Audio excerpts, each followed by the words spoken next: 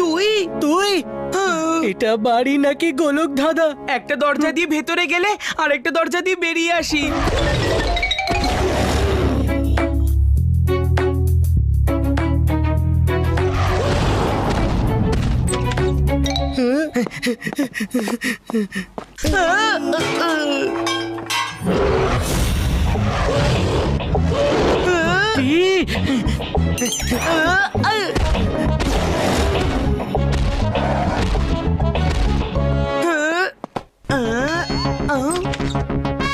এক্ষুনি তোকে দেখাচ্ছি।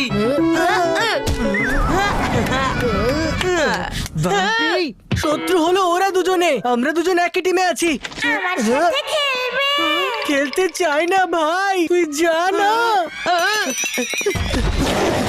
এইসব তোর ভুল, তোর জেদের জন্য এইসব হয়েছে। তুই সবাইকে এই ভূত বাংলোতে নিয়ে এসেছিস। তুই যদি তোদের সঙ্গে আমাকে খেলতে নিতিস তাহলে আমি ড্রোনটা বেরই করতাম না, আর না ড্রোনটা ভেঙে যেত। আমি তোকে টিমে নিইনি কারণ আমি তোর উপরে রেগেছিলাম। আগের সপ্তাহে তুই আমার ব্যাটটা হারিয়ে দিয়েছিলি, তাই আমি টুর্নামেন্ট খেলতে পারিনি। কারণ তুই মাম্মিকে মার্কশিট দেখিয়েছিলি আর মাম্মি ডান্স কম্পিটিশনে যেতে বারণ করলো। দেখাতে হয়েছিল কারণ তুই আমার মার্কশিটটা পাপাকে দেখিয়ে দিয়েছিলি।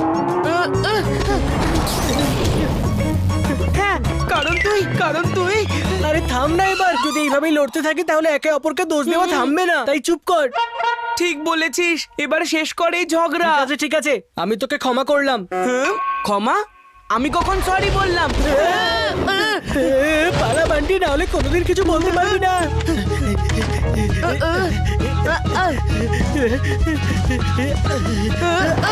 চল এখান থেকে বেরোনো যাক। আরে কিন্তু বাইরে বেরোনোর দরজা কোনটা বল? ওই দরজাটা দিয়ে চেষ্টা করে দেখি। কে জানে যে দরজা দিয়ে ভেতরে ঢুকলাম সেই দরজা দিয়ে বাইরে বেরোনোর পথ পেয়ে যাব। চল এখন।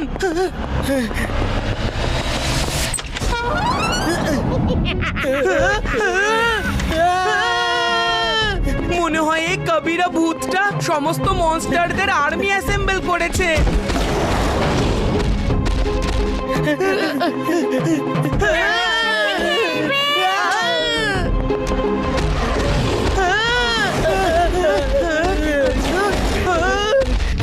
চিকু এখন কি করি? খুব ভয় করছে আমার। ভয় পেলে আমরা কোনোদিন এখান থেকে বেরোতে পারবো না।